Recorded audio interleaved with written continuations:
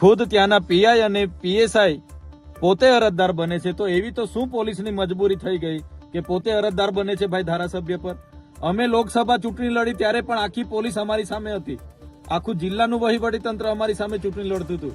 એટલે આ લોકશાહીમાં સરકારો બદલાતી રહી છે. પોલીસના ઉચ્ચ અધિકારીઓને પણ આપના માધ્યમથી અમે કહીએ છીએ, જ્યારે રાજા રજવાડાઓનું પણ રાજ જતું રહ્યું છે, આવનારા દિવસોમાં ભાજપનું રાજ પણ જશે, ત્યારે આવી તમારી ફાઇલો અમને બધું ખબર છે કોણ શું ધંધા કરે છે. એટલે આ હપ્તાખોરી હોય કે એજન્ટ બનવાની સિસ્ટમ પોલીસ બંધ કરે, નહીં તો આવનારા દિવસો પણ આવશે. પોલીસ અધિકારીઓ ઉચ્ચ અધિકારી રિટાયર થઈને ઘરે બેઠા હશે ને, ત્યાંથી પણ ફાઇલો ખુલશે ને ત્યાંથી પણ કોર્ટ કચેરીમાં ફરતા કરી દઈશું.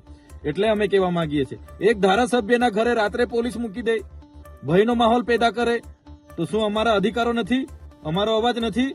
એટલે આ ભાજપના રાજ્યમાં તાનાશાહી એટલા હદે ચાલે છે. અંગ્રેજો વખતે પણ જે આપણા સ્વતંત્ર સેનાનીઓએ પદયાત્રાઓ કરી હતી, પગપાળા યાત્રાઓ કરી હતી, આંદોલનો કર્યા હતા, ત્યારે પણ આવી એફઆઈઆરો નથી થઈ. અમે શાંતિપૂર્ણ પદયાત્રા કરીને અમારા પર એફઆઈઆરો કરી છે. એટલે જનતા જોગ પણ કહેવા માંગીએ છીએ કે જાગવું પડશે. આજે અમારા પર છે, કાલે તમારો પણ વાળો આવે છે, પણ અમે ડરવાના નથી, અમે લડવાના છે. આ જનતાનો અવાજ ક્યારે પણ દબાવવાનો નથી.